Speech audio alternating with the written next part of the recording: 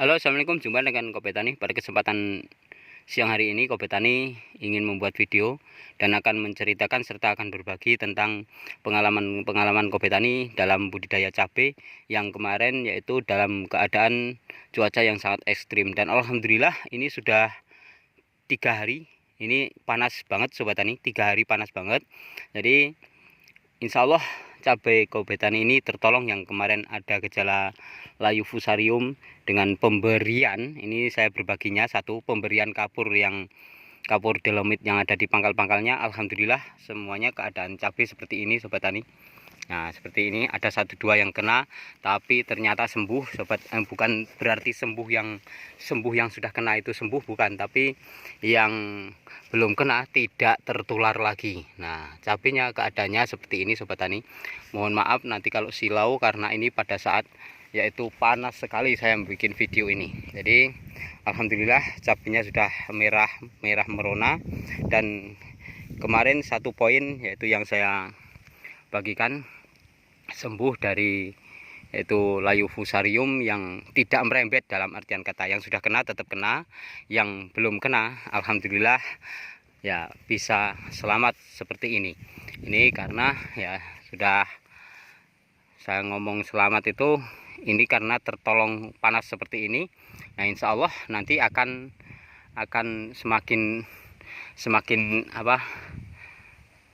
hilang dari fusarium, karena biasanya fusarium ini kalau bedengannya pendek musim hujan, nah itu banyak sekali layu fusarium yaitu menyerang. Dan kemarin sudah saya lakukan ini pemberian kapur dolomitnya, Sobat Tani. Jadi jangan anggap kapur dolomit yang harganya murah terus kita sepelekan. Kalau bisa dari pengolahan tanah awal sampai yaitu setelah akan ditutup itu, kalau bisa kita taburkan dolomit. Nampaknya ya barang murahan, tapi ternyata khasiatnya bukan khasiat murahan. Ini makanya dalam budidaya cabai, Sobat Tani, yang biasanya bisa menghasilkan banyak dengan modal yang sedikit, itu biasanya cok digeguyu ataupun ditertawakan. Tapi kenyataannya pola tani Kobe Tani, alhamdulillah Sobat Tani, saya selalu mengajak ngirit di dalam bertani, sehingganya yang modalnya sedikit tapi dapat duit ataupun dapat hasil yang tidak kalah dengan yang modalnya berjuta-juta. Jadi seperti ini. Itu pertama saya katakan tentang yaitu kemarin pengendalian layu fusarium, karena setiap hari hujan ada. Terus untuk selanjutnya, Sobat Tani, kemarin saya melakukan penyemprotan memakai tembaga hidroksida. Terus untuk penyemprotan interval berikutnya saya memakai Ridomil Gold. Untuk berikutnya saya memakai Kozeb. Nah, 2 kali berturut-turut saya pakai Kozeb. Alhamdulillah yang kemarin ada gejala antraknos, Sobat Tani. Nah, sekarang cabenya dalam keadaan ini dulu pernah antraknos ini, Sobat Tani. Ini saya kasih tahu. Nah, ini seperti ini antraknos. Bisa kering total dan akhirnya alhamdulillah satu batang seperti ini, dan itu boleh dilihat sampai ke sana, Sobat Tani. Saya perlihatkan ke sana-sana. Nah, ada yang terkena ini, Sobat Tani, tapi alhamdulillah. Nah, walaupun seperti ini, nah ini kita biarkan aja dulu, Sobat Tani. Nah, ini kering. Nah, seperti ini. Buahnya seperti ini, Sobat Tani. Saya benar-benar merasa bersyukur alhamdulillah dari pola budidaya cabai Kobe Tani ini sedikit demi sedikit ya, bisa saya pelajari. Walaupun cuaca ekstrim, alhamdulillah ya cabainya masih bisa untuk diajak bersahabat ataupun untuk mengembalikan modalnya, bahkan berlipat-lipat. Alhamdulillah ini hasil dari penanaman kemarin, yaitu saya tumpang sari dengan tomat yang sudah anjirnya sudah kering, tomatnya sudah anjirnya nggak ada tomatnya lagi. Dan alhamdulillah kemarin tomatnya aja, Sobat Tani, tomatnya aja itu menghasilkan ataupun membalikkan modal dari seluruh yaitu modal cabai dan tomatnya. Sehingganya cabai ini bisa saya omongkan gratis, yang pada saat ini alhamdulillah harga cabai yaitu membuat tersenyum petani cabai. Walaupun pada saat saya nanam ini harganya sangat murah sekali, kemarin harganya 11.000 Sobat Tani waktu saya nanam. Dan mulai pemetikan kemarin harga 27, terus naik sampai sekarang ini pemetikan. Ini sudah saya petik 4 kali Sobat Tani. Untuk ini masih beberapa hari lagi saya akan melakukan pemetikan. Adapun cabenya seperti ini, Sobat Tani bisa tahu dari dulu Kopi Tani selalu berbudidaya cabai, dan apabila membuat video memang polanya seperti ini, mohon maaf ya.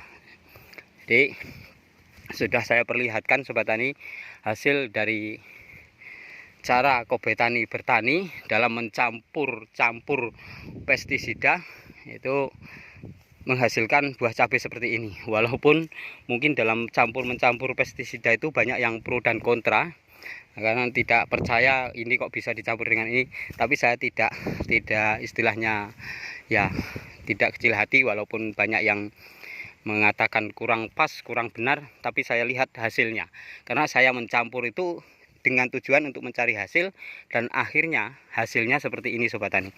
Sobat Tani bisa tahu bahwasanya cabai Kopi Tani ini sudah saya petik 4 kali, dan ini baru 3 hari Sobat Tani. Ya 3 hari. Ini 3 hari saya petik, dan ini sudah sebenarnya bisa lagi dipetik, tapi saya belum mau memetik hari ini karena ya ini belum waktunya. Mungkin akan saya petik sampai 5 hari ya, jadinya sekitar 2 hari lagi, ataupun bahkan kalau ya nanti kita lihat pokoknya seperti apa merahnya. Ini mungkin sekitar 3 hari lagi baru saya petik. Buahnya seperti ini. Nah, itu saya bicara pertama, yaitu kemarin, yaitu mengendalikan layu fusarium, terus antraknos yang biasanya menjadi momok para petani. Terus yang selanjutnya Sobat Tani, busuk buah yang biasanya pada saat musim hujan luar biasa itu kini alhamdulillah sudah kayaknya berkurang dari busuk buah. Ini jadi busuk basah, mohon maaf, busuk basahnya sudah berkurang, dan buahnya ya alhamdulillah yang kemarin ada 1-2 busuk, karena saya memakai bahan aktifnya sudah saya jelaskan seperti sipermetrin. Sobat Tani akan bertanya mungkin, ya Allah, sipermetrin itu kan murah, seperti ekoset itu kan sekitar harga 15.000. Saya pakai kan 75, saya pakai kan ya 60.000, saya pakai kan yang harga 80.000. Ini harga 15.000 bisa, yaitu sebagai lantaran, bukan berarti saya 100% obat ini bisa menyembuhkan ini, obat ini bisa seperti ini, itu tidak. Sebagai lantaran, yaitu perantaraan kita minta pada Allah bahwasanya semuanya hasil itu ada di tangan Allah, kita hanya bisa berusaha. Tapi alhamdulillah budidaya cabai Kopi Tani yang selama ini lakukan itu bahan aktif ataupun ya obat-obatnya, obat-obat yang murah harganya. Saya tidak mengatakan obat murahan, tapi obat yang saya pakai adalah obat-obat yang murah. Mohon maaf seandainya silau Sobat Tani, ini panasnya luar biasa. Sudah 3 hari. Maka saya katakan bahwasanya dulu ada yang kena layu fusarium seperti ini Sobat Tani. Ini kena layu fusarium seperti ini, tapi yang kanan kirinya sebelah sananya alhamdulillah aman. Kemarin sudah saya kasih tahu, saya bagikan cara-cara dalam menangani layu fusarium. Nah, kemarin ini saya ambilin, saya letakkan di bawahnya yang kena antraknos Sobat Tani. Ternyata sekarang yang di ujungnya sudah bersih seperti ini Sobat Tani. Sobat Tani bisa tahu semuanya sudah bersih seperti ini lagi. Yang seharusnya apabila sudah terkena antraknos, kalau dia dibiarkan aja maka akan habis 1 batang. Ini sudah pernah terkena ini Sobat Tani. Nah, ini antraknos akhirnya kering. Mau tahu, yaitu obatnya kembali lagi saya omongkan bahwasanya saya 2 kali memakai Kozeb. Sobat Tani bisa dibaca di dalam yaitu kemasan Kozeb 80 WP. itu di situ tujuannya ataupun sasarannya untuk mengobati antraknosa.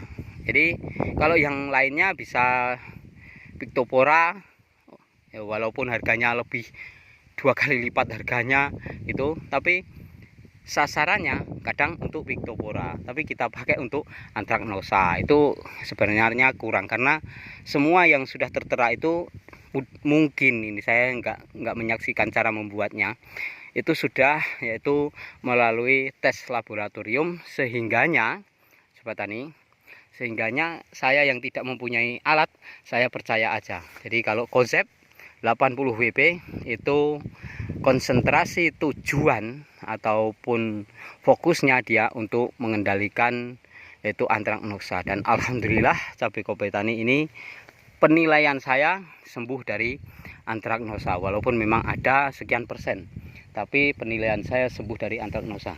Namun cabenya masih seperti ini Sobat Tani, bisa ini. Kayaknya kalau pagi-pagi saya nyemprotnya ini bisa basah Sobat Tani. Ada yang sampai melompat-melompat, harus mematikan sprayer tangki dulu. Jadi Sobat Tani bisa tahu kondisi cabenya seperti ini, harganya seperti ini. Dan mohon maaf Sobat Tani, saya nggak pernah yaitu mengekspos saya dapat sekian kilo, harga sekian dan sekian juta. Mohon maaf. Sebenarnya ini bagus untuk motivasi, sebenarnya ini bagus untuk penyemangat bagi para petani. Tapi saya tahu bahwasanya menanam cabai ini sangat sulit Sobat Tani. Kadangkala dengan kita menyampaikan apa yang terjadi di lapangan ataupun kejadian-kejadian saya hasil sekian-sekian, ada salah satu, salah dua ataupun ya seseorang yang mengatakan koe mono. Nah, padahal apa ya, kadangkala kita tidak berhasil itu memang di samping kita ini mungkin kurang wawasan ilmu, mungkin memang Allah belum menghendaki kita berhasil. Sehingganya seandainya saya bicarakan contoh ini, saya hasilnya dalam 1 kali pemetikan sekian kilo, harga sekian dan sekian uangnya. Nah, itu saya selama ini ya saya hati-hati untuk tidak mengekspos, untuk tidak memberitahukan, walaupun sebenarnya ini menjadi motivasi petani. Tapi Sobat Tani yakin tahu bahwasanya penghasilan Kobe Tani ini berapa, itu saya yakin Kobe Tani bisa mengira-ira. Sebab setiap berbudidaya cabai ataupun menanam cabai, alhamdulillah Kobe Tani oleh Allah diberikan izin untuk cabainya seperti ini. Jadi sementara Sobat Tani, sementara saya pada saat ini sudah memasang plastik situ, itu kembali lagi itu, yaitu nanti akan saya bikin videonya berapa lebarnya. Itu sudah saya pasang plastik dan belum saya lubangi Sobat Tani. Jadi ini tadi saya bicara tentang pengendalian layu fusarium, terus ada antraknos, dan yang satunya lagi yaitu mengenai bicara yaitu busuk basah. Nah, jadi tentang busuk basah, yang biasanya kejadian busuk basah ini sebelum tuanya cabai, ataupun cabai baru mulai metik 1-2 kali, itu ada 1-2-3 yang busuk. Tapi biasanya kalau memang kita bisa dalam mengendalikan, ya, maka busuk itu akan hilang dengan sendirinya setelah pemetikan 4 kali. Nah, ini punya saya ini alhamdulillah untuk busuk basahnya sudah ya istilahnya itu sekian persen, nggak ada lagi lah istilahnya. Jadi mudah-mudahan dengan Sobat Tani menonton video dari Kobe Tani ini bisa termotivasi. Dan sekali lagi saya jarang untuk memberitakan ataupun mengekspos penghasilan saya di dalam budidaya cabai, karena setiap orang tidak sama di dalam budidaya cabai. Nah, Sobat Tani akan tahu, 1 hari sama nanamnya di sebelah situ tuh, budidayanya sama, cara pemupukannya sama, bahkan mengecornya di sebelah ini Sobat Tani, ini punya tetangga saya 4 kali dan ya jenis bibitnya juga sama, tapi sobat tani bisa tahu itu warnanya kuning yang di situ, dan punya saya warnanya seperti ini. Dan itu untuk buahnya sobat tani bisa tahu buahnya berapa di dalam satu batangnya. Tapi alhamdulillah saya bukan istilahnya gimana itu tidak saya sebutkan namanya, tapi punya saya alhamdulillah seperti ini sobat tani. Ini merupakan yaitu pemberian dari Allah atas lantaran yang saya ataupun usaha saya di dalam budidaya cabai. Makanya saya mengajak untuk sama-sama, yaitu mari sama-sama kita belajar benar-benar kepada orang yang sesungguhnya sudah tahu. Jadi orang yang sudah tahu itu kalau di dalam sekolahan itu namanya guru sobat tani. Jadi orang yang sudah tahu itu untuk kita belajar. Jadi kalau kita belajar sembarangan, maka nanti hasilnya akan sembarangan juga. Saya kira untuk pertemuan kita pada siang hari ini saya cukupkan di sini. Intinya di ujung video ini saya kasih tahu saya dalam mengendalikan fusarium karena sudah terlanjur yaitu kena air hujan terlalu banyak, cuaca ekstrim, maka saya suntikkan kapur dolomit 2 kali. Nah, dalam dosisnya di bawah 1 sendok makan itu setiap satu lubang. Terus untuk antraknosa saya yaitu ganti-ganti dalam setiap interval penyemprotannya, pakai tembaga hidroksida, funginya pakai Ridomil Gold, pakai ya di situ Kozep. Yang terakhir ini saya 2 kali pakai Kozep 80 WB. Dalam situ 80 WP itu pokoknya banyak, yang ada yang 82. Nah, ternyata saya memakai yang 80 WP karena kandungannya, sasarannya di situ ada tulisannya untuk mengendalikan ataupun untuk mengobati antraknosa. Dan kemarin cabai saya ini akan terkena antraknosa, bahwasanya sudah saya kasih tahukan. Ternyata semuanya kering-kering dan biasanya itu menyerang sampai ujung. Nah, ini alhamdulillah di ujungnya semuanya sampai ujung-ujung, sampai di pentil-pentil itu nampaknya nggak ada tanda-tanda untuk yaitu antraknos. Dan alhamdulillah dari hari ke hari antraknosnya ini berkurang di dalam saya melakukan pemetikan. Saya kira sampai di sini sukses untuk seluruh petani Indonesia. Wassalam.